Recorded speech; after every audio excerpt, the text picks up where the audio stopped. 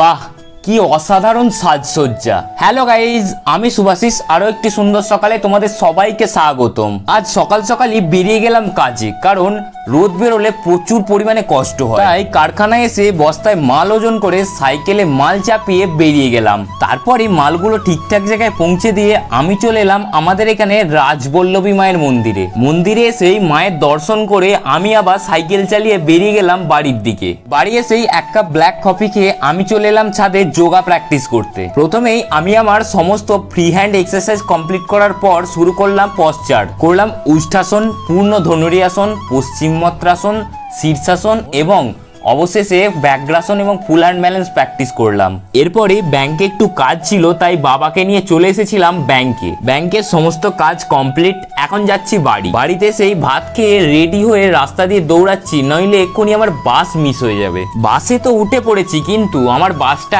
এত পরিমাণে লেট করেছে, যে হোক করে ছুটে এসে ট্রেনটা আমি ধরলাম। তারপরেই ট্রেনে চেপে আমি চলে এলাম কোন্নগর যোগা প্র্যাকটিস করতে। কাল শনিবার, কাল এখানে শকুন্তলা মায়ের পুজো। আর এতদিন ধরে আমি এই শকুন্তলা মায়ের পুজোর নামই শুনেছি, আজ নিজের চোখে দেখতে পাচ্ছি, এটাই সব থেকে বেশি ভালো লাগছে। আর সামনেটা দেখতেই পাচ্ছ কত সুন্দর, কি অসাধারণভাবে সাজিয়ে। ক্লাসে এসে দেখি আজ আমার বন্ধু প্রদীপ আগে এসে বসে আছে। এতদিন আমি আগে আসি, ও লেটে আসে, আজ দেখি ও আগে চলে এসেছে। ক্লাস শেষ করার পরই এরকম অসাধারণ দৃশ্য আর মানুষের ভিড় দেখার পর ট্রেনে উঠে আবার এরকম ভিড় ঠেলে তারপর বাসে চেপে আমি চলে এলাম বাড়ি। জার্নিটা ভালো লাগলে অবশ্যই একটা লাইক করবে। দেখা হচ্ছে পরবর্তী এপিসোডে, ততক্ষণের জন্য রাধে রাধে।